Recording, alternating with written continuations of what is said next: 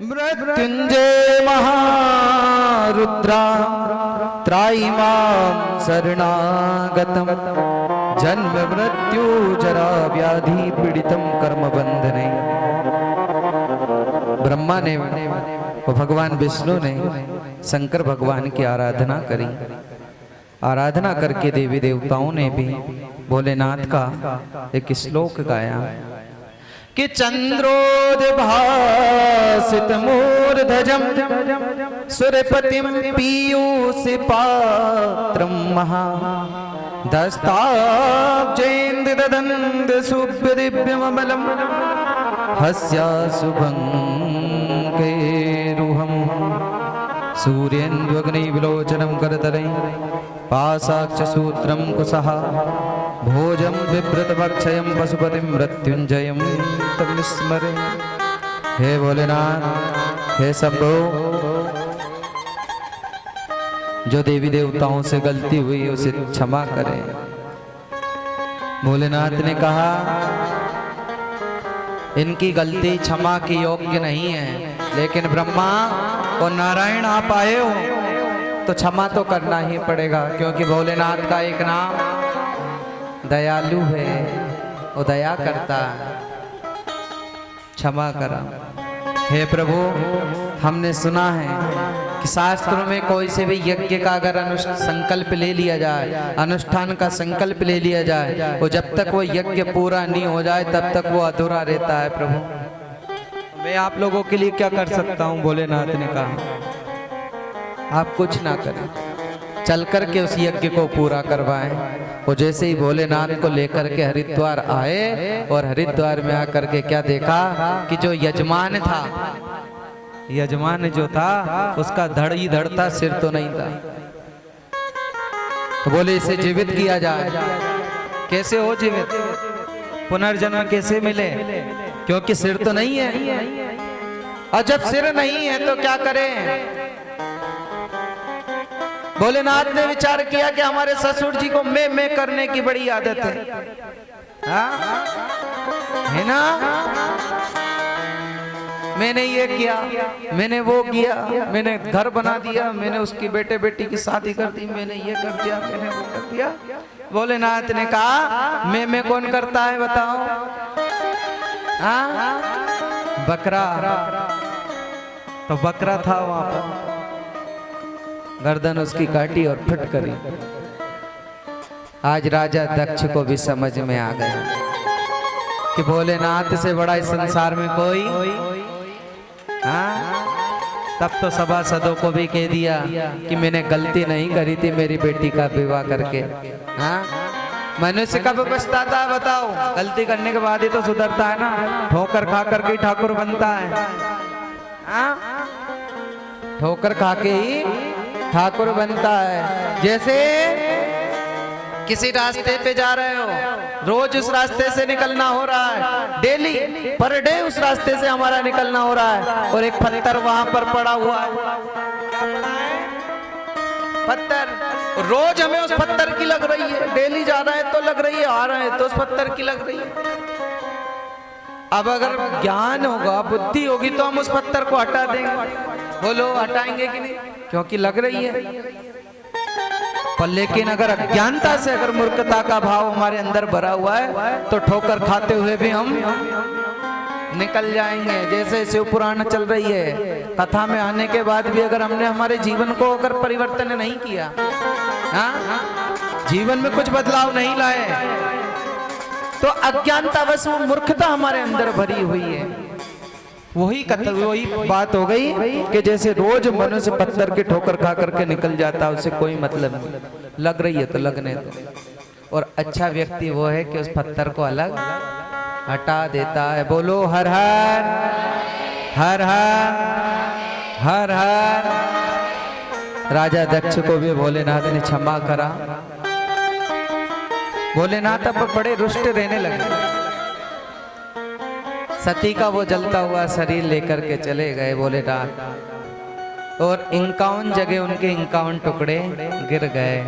तभी से तो 51 शक्तिपीठ बन गई है। गए ना आप, गुवाहाटी गए होंगे, कामाख्या देवी एक पीठ वहाँ है। उज्जैन है, वैष्णव देवी है, गए? हाँ, जहाँ जहाँ गए मैया का जो वो अंग गिरा, वहाँ पर वो अंग उसी रूप से प्रसिद्ध हो गया। बोलिए सती महारानी की। अब सती ने अंतिम समय किसका ध्यान किया था? भोलेनाथ का। किसका किया था? भोलेनाथ का। अब हिमाचल राजा हुए, हिमालय। हिमाचल राजा की पत्नी का क्या नाम है? मैना देवी। दोनों पति पत्नी बड़े, हिमाचल राजा बड़े सुशासन के द्वारा राज्य करने लगे। जिस प्रकार से पिता पुत्र का पालन करता है, उसी प्रकार से हिमाचल राजा अपने प्रजा का पालन पोषण किया करते थे। आजकल के राजा उल्टे हो गए, इसमें पुराण में आएगा आखिरी के दिन कलयुगी राजाओं का वर्णन आएगा। कलयुग के राजा कैसे हो जाएंगे? वोट मांगने आएंगे जब तक, तो देखना साहब, ध्यान देना। बिल्कुल पगड़ी भी उतार करके नीचे रख देंगे, हाँ, आपके चरणों में, और जीत गए तब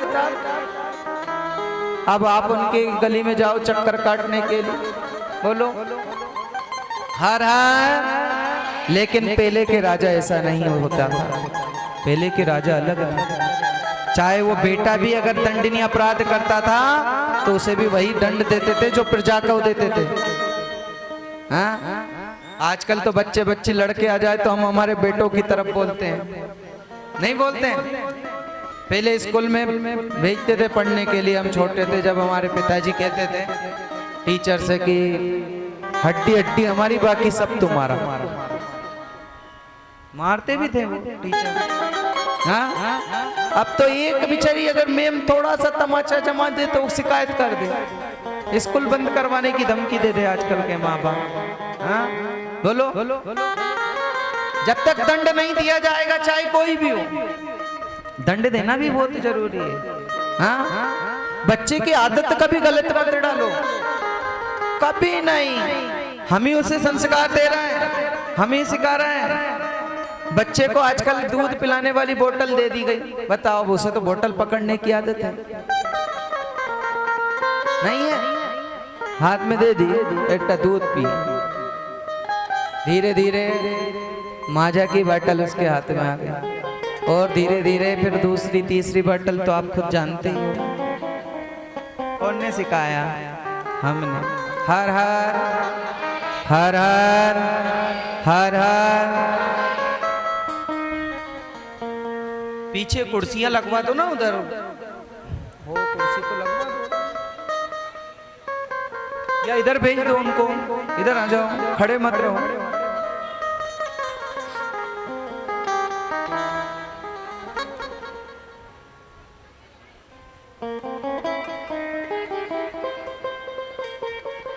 हो गई बारात चालू?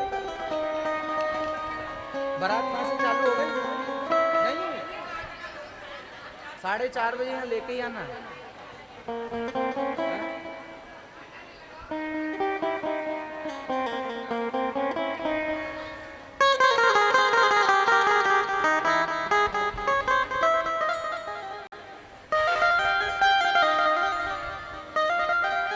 हर हर हर हर हर हर।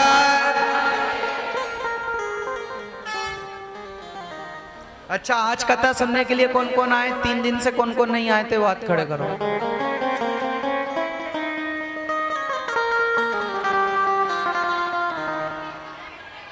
रामावतार भैया, आपको तो शुरू दिन से ही आना। रामावतार भैया के पिताजी हमारे बड़े स्नेही थे। वृंदावन हम पढ़ते थे, वो यहाँ जयपुर से चंदा उगा करके वहाँ पर सभी बच्चों की फीस वो ही भरते थे, सब चाचा चाची मिलकर। एक बार जोर से ताली हो जाए। अब तो वो नहीं रहे इस दुनिया में, चले गए। इनके पिताजी ने बोला था कि महाराज जी, हर साल भागवत जी करवाने का उनका संकल्प था। बोला था कि महाराज जी जिस समय भर्ती होने गए तब भी बात करी, और मरने से पहले भी उन्होंने हमसे बात करी फोन पे। उनने 3 साल पहले बोला था कि महाराज जी मैं जब भी मरूं तो मुझे एकादशी मिले। क्या मिले? एकादशी मिले। और जिस दिन भर्ती हुए मरे, जिस दिन वो इस शरीर को छोड़ करके गए, उस दिन भी एकादशी ही थी महाराज।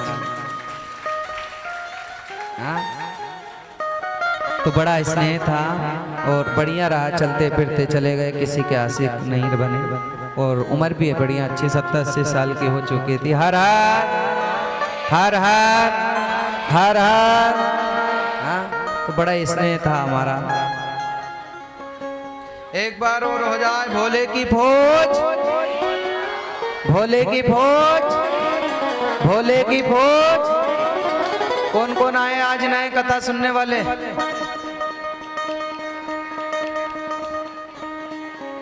चलो आज बारात है। हाँ? अब कल से कौन कौन नहीं आओगे कथा में?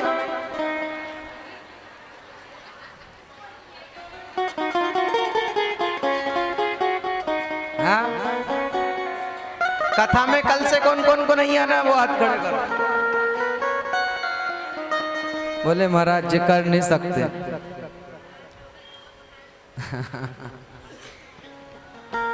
हर हर हर हर।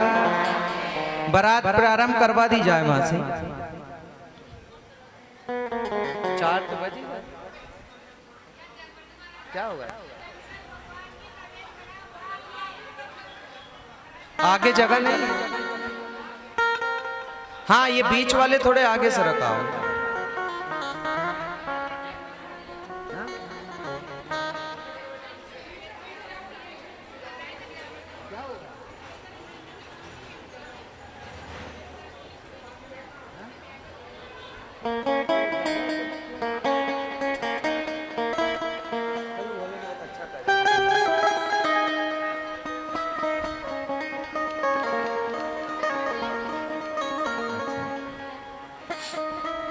हर हर।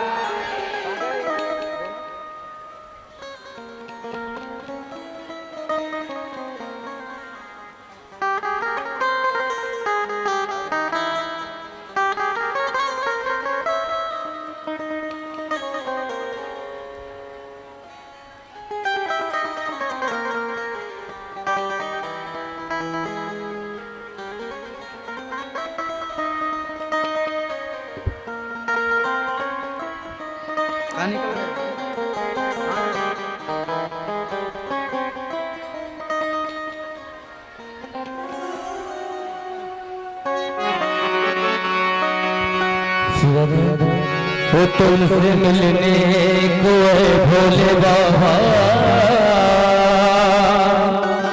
वो तुमसे मिलने को मोरे बाबा,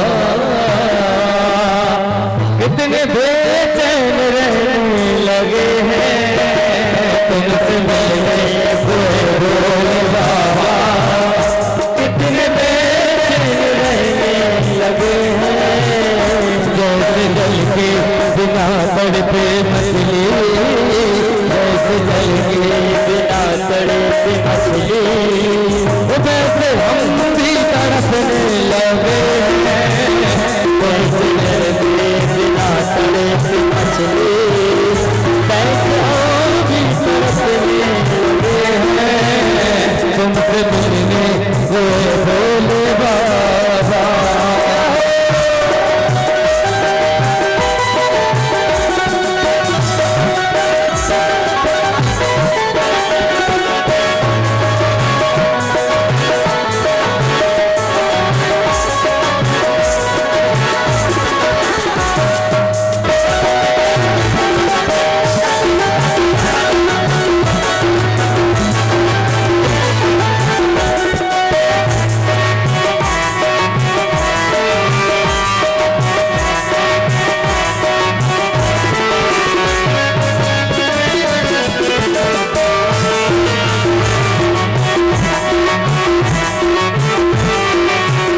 बात कुछ तो है तुम में ये बोले, बात कुछ तो है तुम में बोले, बात कुछ तो है तुम में बोले, बात कुछ तो है तुम में बोले, दिल ही बस में नहीं है हमारे, दिल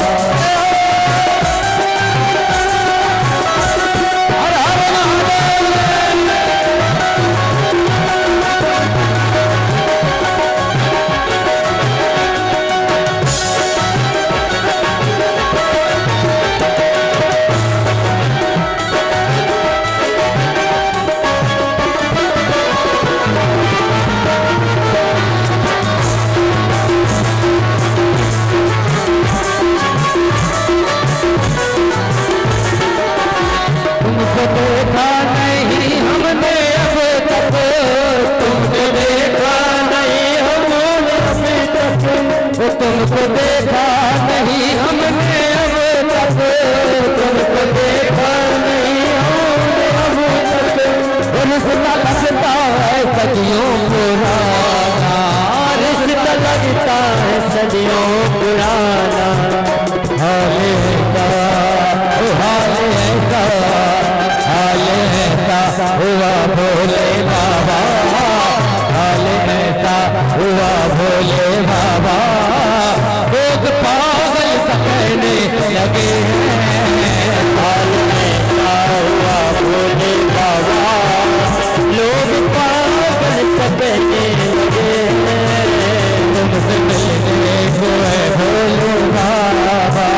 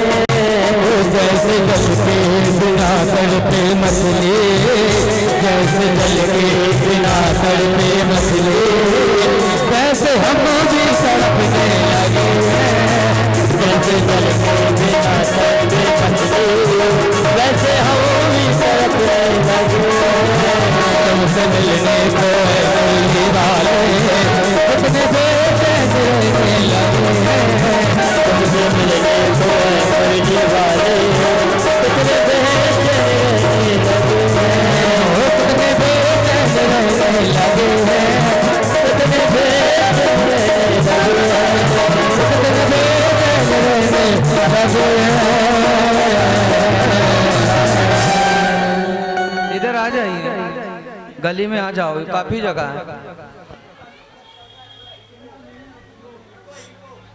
हर हर हर हर महादेव, हर हर महादेव। भोले की फौज करेगी वो, भोले की फौज करेगी वो, भोले की फौज।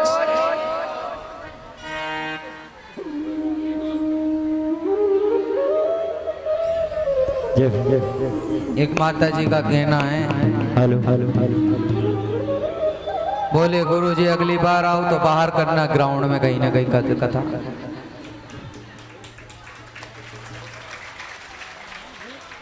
हेलो, हाँ? पहले आप लोगों को ध्यान था ये मंदिर छोटा था, ये मंदिर यहीं से था, बहुत छोटा था। उस समय भी कथाएं हुआ करती थी। जब भीड़ पड़ी, सब माता बहनों ने कन्हैया से कहा कि भगवान जगह का विस्तार होना चाहिए। कन्हैया ने इतना बड़ा मंदिर बना दिया। अब सब माता बहनें फिर कन्हैया से प्रार्थना करेंगी ना, तो ये फिर विस्तार करेगा, ये पक्की बात है, ये पक्की बात है। भगवान से प्रार्थना करना है, भगवान जगह और बड़ी हो, कहीं ना कहीं से व्यवस्था करेगा, जगह का खूब विस्तार होगा। अगली बार हाँ जरूर होगा, ठाकुर जी की कृपा रही तो जरूर होगा।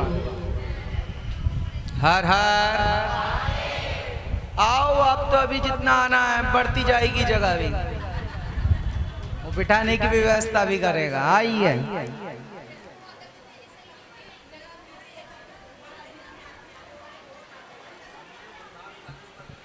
हाँ?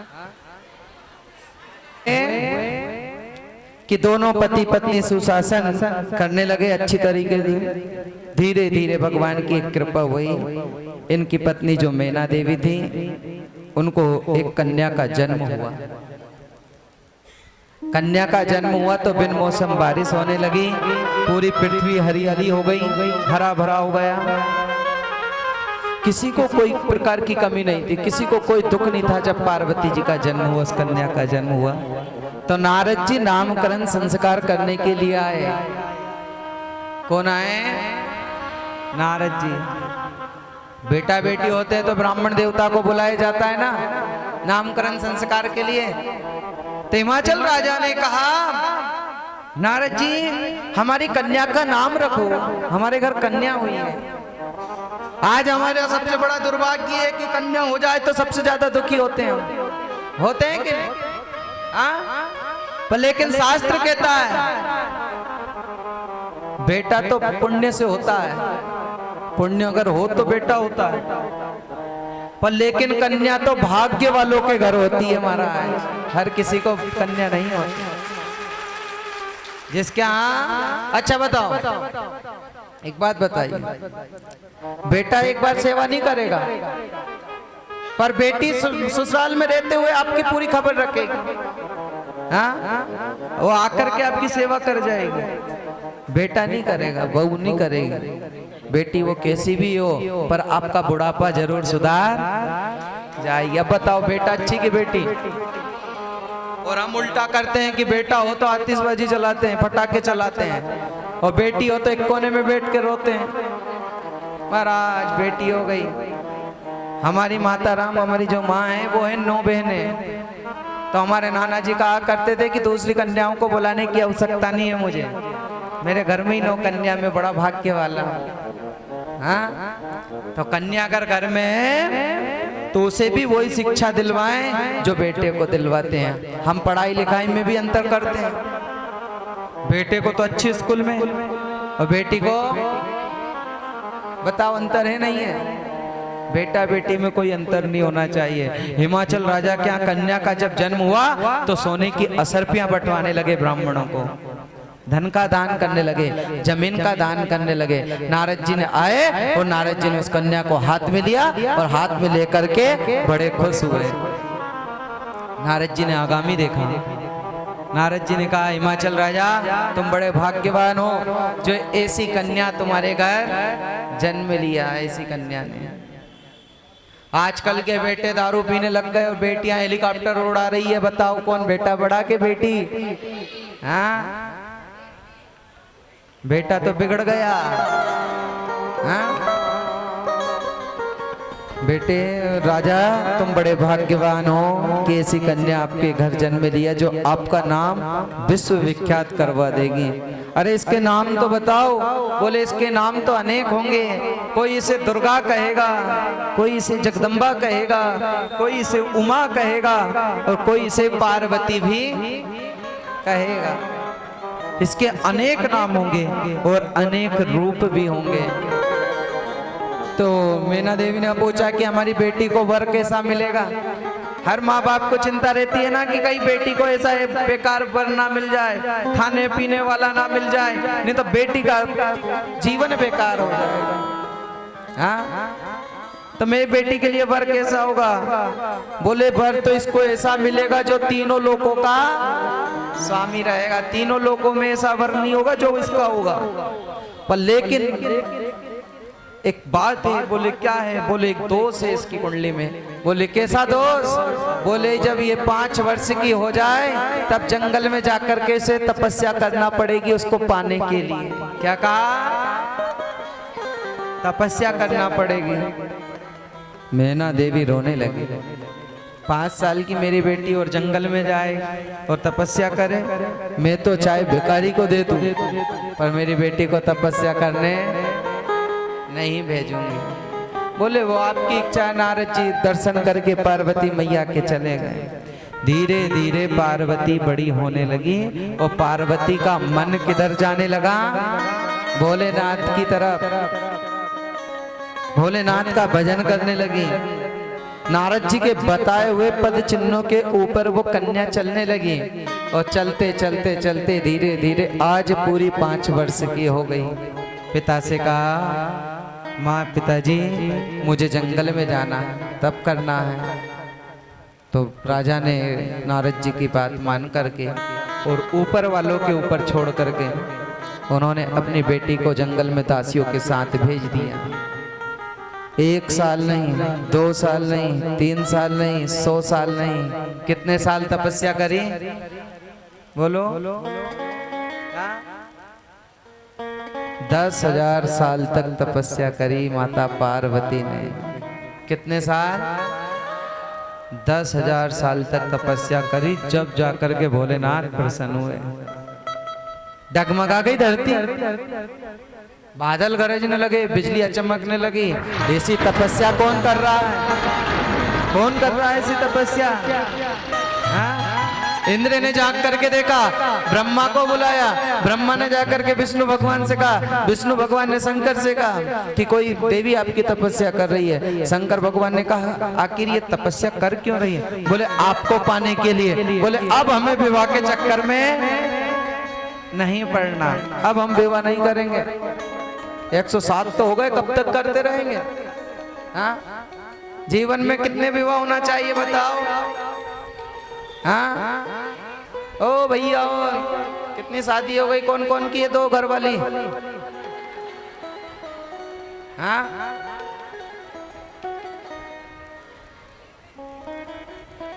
बोले महाराज एक ना संभली जावे तो फिर 2-2 को कहा करे। एक बार क्या हुआ, एक चोर एक जगह घुसा चोरी करने के लिए।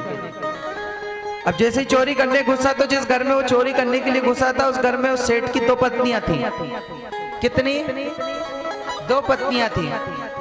तो चोर छुप गया, बोले सब सो जाए उसके बाद चोरी करूंगा। अब सेठ जैसे ही आया तो दोनों पत्नी लड़ रही थी, झगड़ा कर रही थी। और सेठ आकर के खड़े हो गए बीच में, एक इधर खड़ी एक इधर खड़ी हुई है। उधर से उसने बेलन फेंक के मारा तो डायरेक्ट सेठ के उसमें। चोर ने सोचा चोरी तो जीवन भर करते रहेंगे, आज 2 बीवियों का झगड़ा देखा।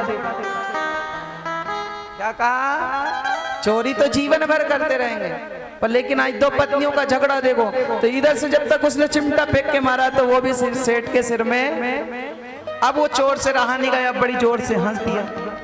अब चोर जैसे ही हंसा तो सेठ ने कहा, इधर सुनो, मुझे तो बाद में मार लेना, बाद में लड़ लेना, झगड़ने लेना। वो चोर हमारे घर में बैठा हो, उसे पकड़ो। तो दोनों दौड़ी दौड़ी गई तो चोर को पकड़ लिया, रात भर घर में बांध के रखा। सुबह प्रातः काल हुआ और जैसे ही कोर्ट कचहरी खुली तो जज के सामने उस चोर को खड़ा कर दिया। बोले महाराज हमारे घर में ये चोरी करने घुसा था, इसे सजा दो। तो जज साहब थे तो बड़े खुश थे, उन्होंने कहा सेठ जी आज आप बताओ इसको क्या सजा दे, जो आप कहोगे वो सजा दे देंगे। तो सेठ ने कहा इसे एक ही सजा दे दो। बोले कौन सी सजा? बोले एक ही सजा दे दो, ये सजा ये दे दो कि इसकी भी 2 शादी करवा दो। क्या कहा? इसकी भी 2 शादी करवा दो। सेठ ने कहा सुनो, चोर ने कहा ओ जज साहब फांसी देते हो तो अभी दे दो, कल दे रहे हो फांसी तो आज दे दो और अभी दे दो, पर 2 शादी के चक्कर में मुझे मत डालना। तो बोले भले आदमी तेरी 2 शादी करवा रहे हैं, खुश होना चाहिए तुझे, और बड़ा दुखी मना हो रहा है तुझे। उनने की सुनो, सेठ जी का ये जो उचका हुआ है ना, ये बेलन की पड़ी हुई है 2 पत्नियों के चक्कर में। हाँ, तो भोलेनाथ ने कहा हमारे तो 107 बार हो गए, अब हम चक्कर में पड़ने वाले। हर हर हर हर हर हर, अब हम चक्कर में पड़ने वाले नहीं है। तो भगवान नारायण ने कहा प्रभु आपको शादी तो करना ही पड़ेगी, जब जाकर के मूर नाम का दैत्य मरेगा, क्योंकि आपका बेटा ही उसे मार पाएगा। कार्तिक जी, जब तक आपका बेटा नहीं होगा तब तक वो मरने वाला भी नहीं है। तो जन कल्याण के लिए भगवान ने कहा कि मैं आज्ञा तो देता हूं, पर लेकिन उसकी परीक्षा होगी कि वो कन्या कैसी हो। आजकल हम बहू कैसी लेकर के आते हैं बताओ? कार वाली। कैसी बहू लाते हैं? ओ पीछे वालों, कौन सी बहू लाते हैं? हाँ, कार वाली घर में आ तो जाएगी, पर तुम्हें भी घर से बाहर। फिर कहोगे किसी महाराज के पास जाकर के, महाराज जी बहू बेटों ने घर से निकाल दिया। हाँ? गरीब परिवार की बहू लाओ, लेकिन संस्कार हो, संस्कार हो। मॉडल मत लेकर के आओ, नहीं तो तुम्हें भी वो मॉडल ही बना देगा। बोलो हर हर हर हर हर हर। सप्त ऋषि को भेजा, सप्त ऋषि ने आकर के परीक्षा ली। ओ देवी, किसकी पूजा कर रही हो? बोले शंकर भगवान की। क्यों? बोले उनको पति बनाने के लिए। तो किसने कहा तुम्हें? बोले मेरे गुरु नारद जी ने। बोले वो नारद, वो सत्यानाशी नारद जिसने राजा सगर के 60,000 पुत्रों को बैरागी बना दिया। ऐसे गुरु को बनाया। अरे गुरु भी बनाना चाहिए तो जान के, और पानी भी पियो तो जान। गुरु बनाओ जान के और पानी पियो। अरे नारद को गुरु बनाया, उसका तो खुद का ही घर नहीं बचा, तो तुम्हारा घर कहां से बसने देगा? हाँ? नारद जी से पार्वती ने कहा मेरे गुरु की निंदा मत करिए, वो चाहे कैसे भी हो। अच्छा ये बताओ किसको पति बनाना चाहती हो? बोले शंकर को। बोले शंकर को तो बनाना चाहती हूँ, पता है उसके रहने के लिए ढंग से जगह नहीं है, झोपड़ी तक नहीं है। हाँ? और रहता भी कहाँ है? बोलो शमशान में रहता है, भूतों के साथ, प्रेतों के साथ, गनों के साथ। वहां जाकर के कैसे रहोगे? पार्वती जी ने भी कहा कैसे भी रह लूंगी, पर रहना मुझे भोलेनाथ के साथ ही रहना है। उधर देखिए सप्त ऋषि ने देखा कि पार्वती जी परीक्षा में पास हो गई, तो आशीर्वाद भी दे दिया। जा बेटी, जा करके अपने पिताजी से कह दे कि परसों ही बारात लेकर के आ रहे हैं भोलेनाथ। परीक्षा ली। पहले संबंध कौन करते थे? पहले संबंध संत ब्राह्मण खवास, नाई, नाई को बोलते हैं ना, बाल जो काटता है। हाँ? ये लोग संबंध करते थे बच्चे बच्ची का। फिर वो प्रथा तो बंद हो गई, फिर रिश्तेदार करने लगे। कौन करते हैं? रिश्तेदार। वो प्रथा भी फिर कौन करने लगे? बोले हमारे बेटा बेटी का साथ संबंध हम करेंगे, तो माँ बाप खुद करने लगे। कौन करने लगे? अब वो प्रथा भी, अब उनने कहा मियाँ बीबी राजी तो क्या करे? बोलो।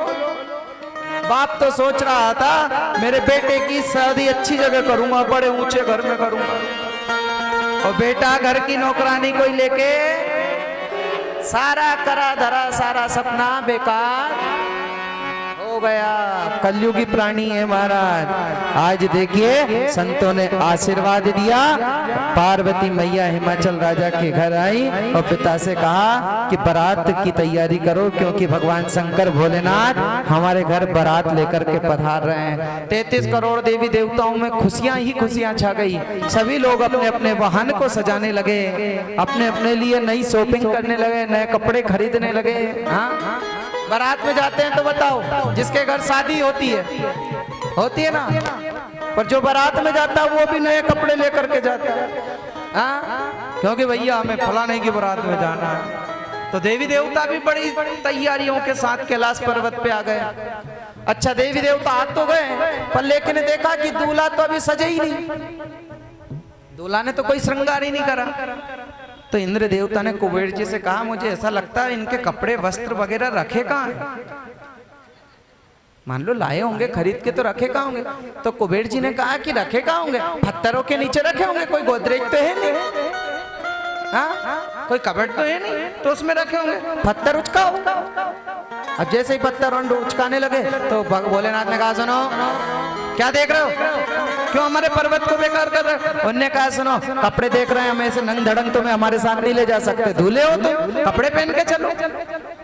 भोलेनाथ ने कहा जो चीज है ही नहीं तो वो मिलेगी कहां से? अच्छा पूरी रामायण और शिव महापुराण पढ़ करके देखना, रामायण में 2 विवाह हुए हैं। कितने? एक तो राम जी का और दूसरा भगवान भोलेनाथ का। रामायण राम जी के विवाह में इतना पैसा खर्च हुआ, इतना पैसा धन खर्च हुआ कि कुबेर जी का खजाना भी खाली। और एक भोलेनाथ को देखना आप कि भोलेनाथ घर से गए दूल्हा बन करके वापस दुल्हन लेकर के आ गए, एक माला का भी पैसा नहीं लगा। भोलेनाथ की बारात में कोई पैसा खर्च नहीं हुआ। तो बोले क्या ढूंढ रहे हो? बोले कपड़े। बोले वो जो चीज नहीं है वो नहीं मिलेगी। तो बोले पहनना तो पड़ेगा ना, कपड़े तो पहनना पड़ेंगे। तो बोले पहनाओ। तो बोले क्या पहनोगे? बोले वो बागंबर डला हुआ है। क्या डला है? बागंबर डला हुआ है, हम तो बागंबर पहनेंगे। अच्छा, जैसे ही बागंबर पहनाने लगे, अब वो कड़क होती है, शेर की छाल होती है, वो कड़क होती है। अब उसे बांधे कैसे? बोले भोलेनाथ बेल्ट लेकर के आए कि नहीं आप? तो कुबेर जी ने कहा इंद्र देवता से, उनसे क्यों पूछो, वो भी यहीं कहीं होगा, ढूंढो। बोले फिर क्या ढूंढ रहे? बोले बेल्ट पट्टा ढूंढ रहे तुम्हारी कमर से बांधने के लिए। बोले ऐसा करो उस दर में बजाओ, एक दर था, बोले वहां से लेकर के आओ बेल्ट। अब जैसे उस दर के पास गए तो वहां तो बैठे थे, भगा इंद्र ने कहा ओ भैया क्या मरवाएगा क्या? भगा वहां से। उनने की क्या हुआ? कुबेर जी ने पूछा क्या हुआ? बोले होना क्या था, वहां तो बहुत बड़ा सर्प बैठा हुआ, सांप बैठा हुआ है, मैं नहीं जाऊं दादा, वो काट खाएगा तो और बारात की जगह अस्पताल में भर्ती होना पड़ेगा। भगवान नंदीश्वर ने प्रेत को भेजा, उसमें से वो सर्प को खींचा और खींच करके कमर में बांध दिया। कैसा श्रृंगार बताओ। बेल्ट और कपड़े में हुआ क्या पैसा खर्च? नहीं हुआ। अब उनने फिर कहा कि इंद्र देवता ने, बोले भोलेनाथ दूल्हे को जनेऊ की आवश्यकता होती है, जनेऊ तो जरूर लाना पड़ेगा आपको। उनने की वो भी नहीं है मेरे पास। जनेऊ में कितने तार होते हैं? बोले 3। कुंवारे लड़के को 3 तार की जनेऊ पहनाई जाती है। तो बोले 3 सांप लगा दो, 3 सर्प लगाए। इतने में छोटे छोटे बिच्छू रोते हुए आए भोलेनाथ के पास। बोले भोलेनाथ ने कहा क्यों रोते हो भैया, मेरी बारात जा रहा हूं मैं और तुम रो रहे हो, दूल्हा बनने जा रहा हूं रो रहे हो। उनने की सुनो, रोने का कारण यही है कि जब समुद्र मंथन हुआ तो 2 बूंद 20 के नीचे गिर गई, जिससे हम पैदा हो गए। सब हमें मार देते, कोई अपनाता नहीं है, हमें कौन अपनाएगा? भोलेनाथ ने कहा जिसको कोई नहीं अपनाए उसे मैं अपनाऊंगा। आ जाओ, कानों के कुंडल बन जाओ। बिच्छू के कुंडल हो गए हमारा। ऐसा श्रृंगार देखा? अभी एक सर्प या बिच्छू यहाँ निकल आए, बोलो रुकेगा कोई? एक सर्प या बिच्छू यहाँ निकल आए, सब 9, 2, 11 कोई अपने घर में, कोई अपने घर में। बोले महाराज ने तो सांप बिच्छू बुला लिया। भोलेनाथ का श्रृंगार होने लगा। तो किसी ने फिर कहा इंद्र देवता से, बोले इंद्र देवता भोले राजा हैं, थोड़ा सा मतलब इनको तैयार तो करो, पाउडर आउडर तो इनके चेहरे पे लगाओ। उन्हें कि क्यों लाए कि नहीं पॉन्ड्स का डिब्बा? हाँ लाए या नहीं लाए? उनने की साहब पाउडर है ना? बोले कहाँ है? बोले है ना, इधर आओ मैं बताता हूँ तुम्हें पाउडर कहाँ है। बोले कहाँ है? बोले ऐसा करो वो देखो शमशान में। उनने की वहां तो मुर्दा जल रहा है। बोले वो ही तो चाहिए मुझे। क्या कहा? वो ही मुर्दा मुझे चाहिए। तो उसकी भभूत लेकर के भगवान आए नंदीश्वर, वो भोलेनाथ के ऊपर डाल दिया गया। अब देवियां देख रही हैं, 33 करोड़ देवी देवताओं के घरवालियों कि ऐसे दूल्हे के साथ कौन भी आएगी है? और फिर बारात कौन जाएगा इनके साथ? अमंगलकारी। देवताओं ने विचार विमर्श कर लिया। देखो भैया अपन ने बढ़िया 10-10, 20-20, 50-50 हजार के कपड़े पहने, वाहन भी अपना अच्छा, और इनके साथ जाएंगे तो कभी भी गड़बड़ हो जाएगा वह मामला। हाँ? डर लगता है इनके साथ जाने से, इसलिए अपन तो पहले ही चलो। तो 33 करोड़ देवी देवता पहले ही निकल गए। अच्छा, शिव और राम में अंतर यही है, राम जी का जब विवाह हुआ तो ससुराल में 4 महीने पहले से ही बैठे हुए हैं, बारात का कोई पता नहीं। 4 महीने बाद बारात आई। और भोलेनाथ का जब विवाह हुआ तो बारात पहले पहुंच गए और दूल्हे का कोई, अभी दूल्हे राजा यहीं बैठे हुए हैं। अच्छा दौड़े दौड़े नंदी आए और नंदी ने आकर के कहा भोलेनाथ मैंने पहले ही कहा था कि इन देवी देवताओं के ऊपर विश्वास मत करना, अब वो तो सब चले गए अपने अपने वाहन के साथ, हम किसके साथ जाएंगे? तो उनने की अपन अपने समाज के साथ चलेंगे। तो अपना समाज कौन है? अरे पहले नंदी ये सुनो, मुझे कुछ रोने की आवाज आ रही है। बोले कैसी रोने की आवाज? जाकर के देखो ये क्यों रो रहे हैं। अब जैसे ही नंदी ने पीछे जाकर के देखा, डाकनी, साकनी, 50 योगनी, 64 योगनी सब बड़ी जोर जोर से रो रही थी। उनने कहा क्यों रोती हो भोलेनाथ की, तुम्हें खुशी नहीं हुई क्या? बोले खुशी तो हुई, हमें तो राम जी की भी खुशी हुई थी, राम जी के विवाह में, बारात में हम सम्मिलित हो गए थे राम जी की बारात में भी, पर लेकिन ब्रह्मा जी चेक पोस्ट पे खड़े हुए थे, अच्छे अच्छे लोगों को अंदर जाने देते थे और हम जैसे काले कुबड़े को बाहर कर देते थे। तो हम जब से ही रो रहे हैं और आज फिर वही मौका आया है, हमें बारात में ले जाने के लिए कोई तैयारी नहीं है। नंदी ने कहा ये अच्छी बात हुई, हम बाराती ढूंढ रहे हैं और ये बारात में जाने के लिए रो रहे हैं, हाँ चलो हमारे साथ। नंदी ने फिर जाकर के कहा भोलेनाथ, बोले अब क्या हुआ? बोले आपने अभी अपनी कोई वाहन नहीं बुलाया, कोई सी गाड़ी बुलाओ ना, वाहन तो करना पड़ेगा ना। बोले आप हो तो सही मेरे वाहन, तो फिर बैठो, देर क्यों करते हो? अब भोलेनाथ जैसे ही बैठे तो वो भी कैसे बैठे मालूम है आपको? पूंछ पकड़ कर। भोलेनाथ नंदी पे बैठे तो पीछे मुंह कर करके। वो भूत प्रेत सब उनके साथ चलने लगे। एक जगह ऐसी कथा चल रही थी तो एक ने कहा गुरुजी उस बारात में तो पूरा अचंभा ही अचंभा था, जिस गांव से वो बारात निकली होगी भोलेनाथ की, वहां के कुत्तों ने भी 4 दिन तक भौंकना बंद नहीं करा होगा। हाँ ऐसी भोलेनाथ की बारात थी। हर हर हर हर हर हर हर हर। अब जैसे ही बारात वहां पहुंची तो 33 करोड़ देवी देवता जो थे नहीं, वो जितना राजा हिमाचल ने व्यवस्था की थी उसमें तो वो ही आ गए और भोलेनाथ तो बाहर ही खड़े हुए टेंट के बाहर। भोलेनाथ से नंदकेश्वर ने कहा फिर वो अब हम कहाँ बैठे? बोले सुनो दूल्हा कौन है? बोले अपन।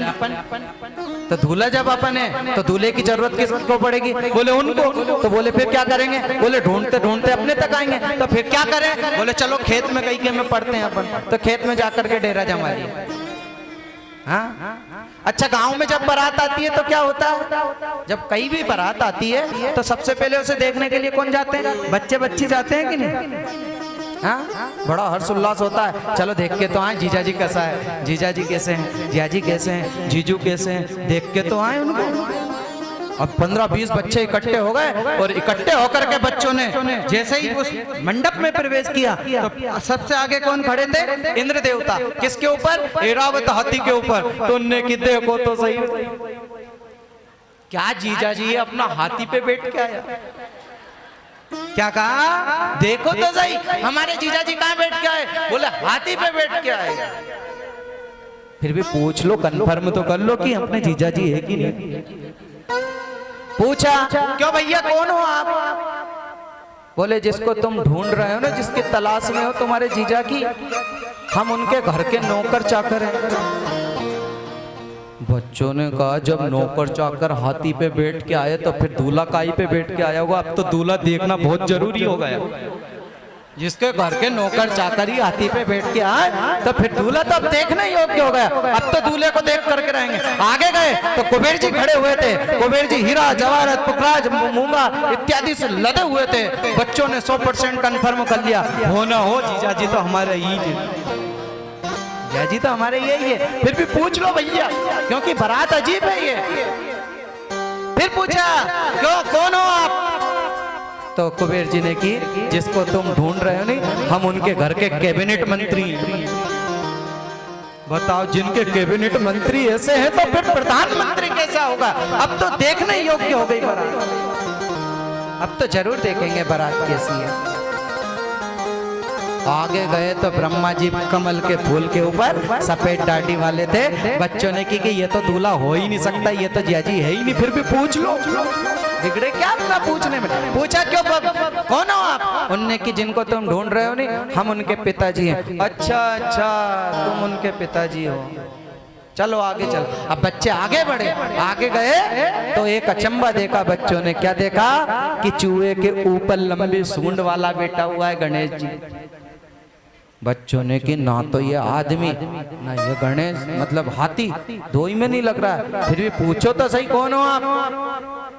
तो गणेश जी ने कहा इधर सुनो, जिसको तुम ढूंढ रहे हो नहीं हम उनके लड़के हैं। तो एक बच्चे ने कि क्या लव मैरिज पहले कर चुके हैं क्या? गणेश जी ने सूंड लाई, भगे बच्चे, आगे गए। अब आगे गए तो वहां पर गरुड़ जी के ऊपर कौन बैठे हुए हैं? विष्णु भगवान। शांताकारं भुजंगशयनं पद्मनाभं सुरेशं विश्वाधारं गगनसदृशं मेघवर्णं शुभांगं लक्ष्मीकान्तं कमलनयनं योगविद्यानिगम्यं वन्दे विष्णु भवभयहरणं सर्वलोकैकनाथम्।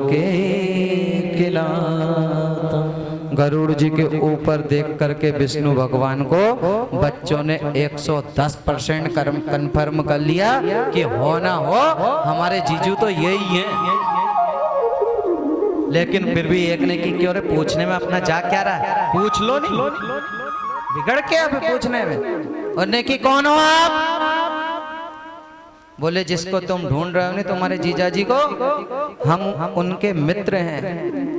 बच्चों ने सोचा चलो मित्रता भी बराबरी में ही होती होगी, तो वो भी ऐसे ही थोड़े बहुत हल्के दुबले होंगे या फिर इनसे अच्छे होंगे। और क्योंकि ये उनके जितने भी निकले, कहीं का नौकर हाथी पे बैठ के आया, कहीं का किस पे बैठ के आया, कहीं का लड़का ही बता रहा अपने आप को, तो ये तो दूल्हा तो देखने योग्य है। अब बच्चे आगे बढ़ गए तो डेकोरेशन समाप्त। वो टेंट जितना लगाया था उसमें देख लिया दूल्हा नहीं मिला। उनने की फिर दूल्हा गया कहाँ? बोले दूल्हा तो आया होगा पर ढूंढो। बोले मिल ही नहीं रहा। उनने की रुको रे रुको, इधर आओ। बोले क्या हुआ? बोले देखो तो सही, वो एक खेत में बहुत सारे आदमी पड़े हुए हैं, वहाँ एक मसाल जल रही है। तो बोले चलो। बोले डर तो नहीं लगेगा? बोले 15-20 है, क्यों डरेंगे अपन? 15-20 बच्चे इकट्ठे कर ली, हिम्मत वाले थे, चले गए। अब जैसे ही वो बच्चे गए तो उन्होंने क्या देखा कि किसी के तो सिर ही सिर है, और किसी के हाथ ही हाथ है, और किसी के ना तो सिर है ना हाथ है ना पैर है, और ठूंठ कहीं लुढ़क रहा है इधर उधर, कोई एक दूसरे में थप्पड़ मार रहा है। उनने की रुको रुको, इनको क्या देखो, इनका सरदार तो वो बैठा बेल के ऊपर, इनका सरदार तो वो बैठा हुआ है, और उसको भी देखो पूंछ पकड़ करके बैठा हुआ है। तो इसके सरदार से पूछो कि आखिर वो दूल्हा कहाँ है। और जैसे ही बच्चे घुसे उस झुंड में अंदर और जाकर के पूछा गुस्से में, कौन है आप? उनने की जिसको तुम ढूंढ रहे हो नहीं तुम्हारे होने वाले जीजू हम ही हैं। क्या कहा? तुम्हारे जीजू हम ही हैं। बच्चों ने कहा ये जीजू? हाथी आया और क्या निकला? चुईया निकल गई। हाँ? अब जीजू तो बन रहा है तो पैर तो पड़ना पड़ेगा। और जैसे ही प्रणाम करने के लिए नीचे चरणों में झुके तो सर्प देवता नाग देवता ऊपर थे। उन्होंने सोचा कि ये बच्चे शरारती ना कर दें, इसलिए जोर से फुंकार लगाई, बच्चे भागे। अब ऐसे बच्चे भागे कि कितनी जगह गिरे, कितनी जगह पड़े, कितनी जगह उनको लगी। अब तो सिर्फ उनको कुछ भी नहीं दिख रहा था, सिर्फ घर का दरवाजा दिख रहा था। वो जैसे ही वहां पर गए और जोर से कुंडी खटखटाई, माँ जल्दी गेट खोलो। और जैसे ही माँ ने गेट खोला, बोले जल्दी लगा ले, कहीं एक दो अगर आ गए तो कल्याणी हो जाएगा, कहीं एक दो भीतर भरा गए तो गए काम। जैसे माँ ने कुंडी लगाई, बेटा देख के आया बरा? बोले हाँ मैं देख के आया। तू ऐसा कर, जितनी भी जल्दी हो इतनी जल्दी चारपाई बिछा दे। तो माँ ने पूछा कि बेटा दूल्हा तो बता। बोले बिल्कुल दूल्हा बताऊंगा कि कैसा है, पर लेकिन पहले चारपाई बिछा दे। माँ ने जल्दी से चारपाई अच्छा बिस्तर कर दिया। बोले बेटा अब तो बता दे कि दूल्हा कैसा है। उनने की माँ एक गिलास पानी और पिला दे फिर बताऊं दूल्हा कैसा है। माँ दौड़ी दौड़ी पानी लाई और बच्चे ने पानी पिया। फिर पूछा कि बेटा अब तो बता दे कि दूल्हा कैसा है। बोले सबके बाप का ठेका मैंने ही थोड़ी नहीं ले रखा है कि दूल्हा कैसा है। अरे जो जिएगा वो बताएगा कि दूल्हा कैसा। मेरी तो खुद मरने की वो है, मैं तो खुद जा रहा हूँ हाँ एम्स में भर्ती होने के लिए। हर हर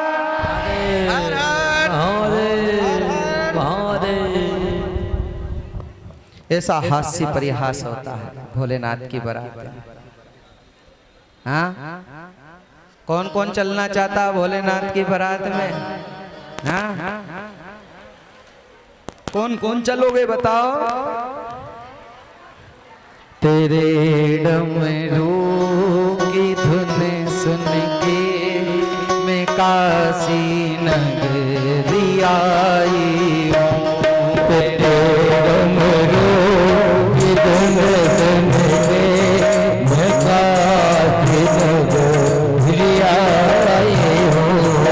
तेरे डमरू की धुन सुन के मैं काशी नगरी आई हूँ।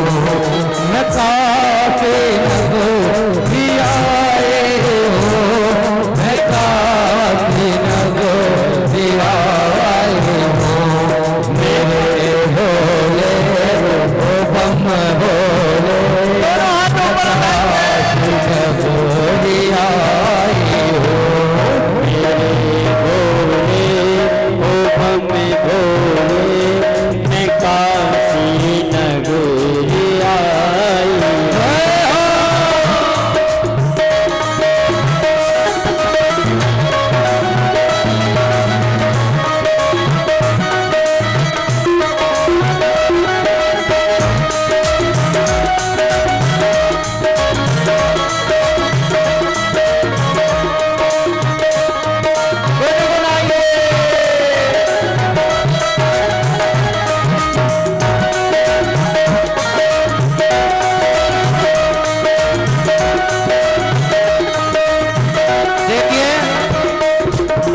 अपने अपने स्थान पे बैठे बैठे ही मस्ती से झूमते हुए, ऐसे नहीं बैठना। बारात में जाते हैं तो कितना हर्षोल्लास रहता है। मस्ती से झूमे, दोनों हाथ ऊपर उठा के। श्री राधे।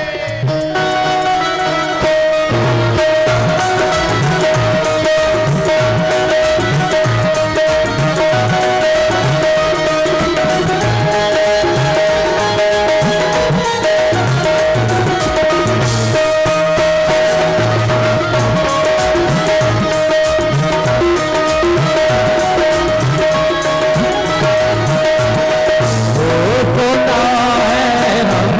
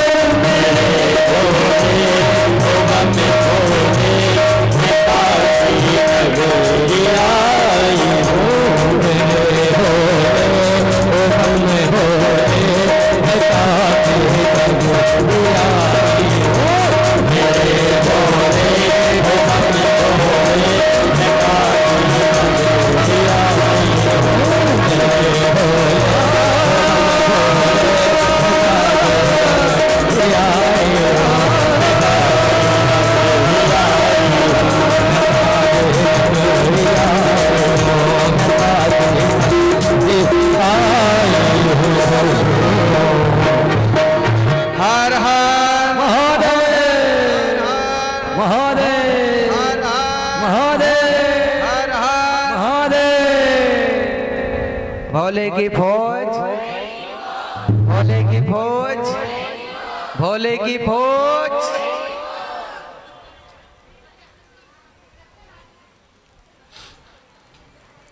जिन जिन लोगों ने भी नारियल रखे हैं विशेष सूचना ध्यान पूर्वक सुने।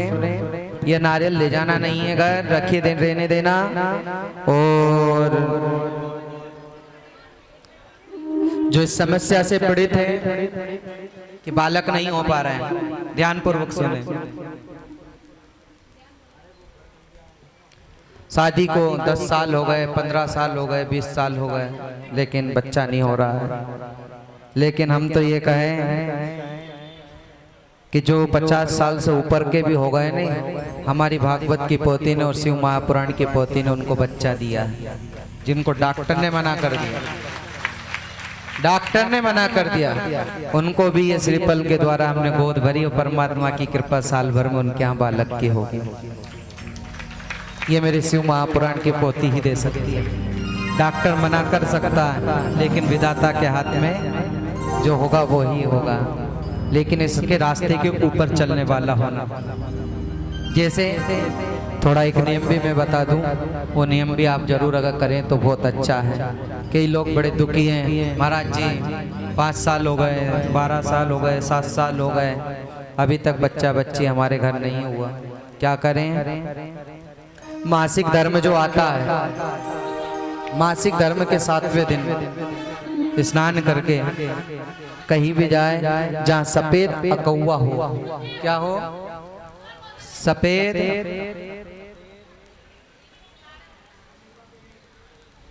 सफेद अकौवा हो, उस अकौवे की जड़ लेकर के आए। क्या लेके आए? सबको आ रहा है समझ में? मासिक धर्म के 7वें दिन स्नान करके सूर्यदेव भगवान को जल चढ़ा करके सफेद अकौवे के पास जाए। अकौवे का जो जड़ रहती है उस जड़ को लेकर के आए और लाल धागे में उसे बांध लो। किसमें? लाल धागे में। और शिवलिंग के ऊपर 21 बार उसको इस प्रकार से उतार लीजिए उस जड़ को, और ले जा करके उसे कमर में बांध दो। कहाँ बांधना है? कमर में। भगवान ने चाहा, ठाकुर जी की कृपा रही और मेरे भोलेनाथ की अगर कृपा रही तो 3 महीने में खुशखबरी सुनने को प्राप्त हो जाएगी।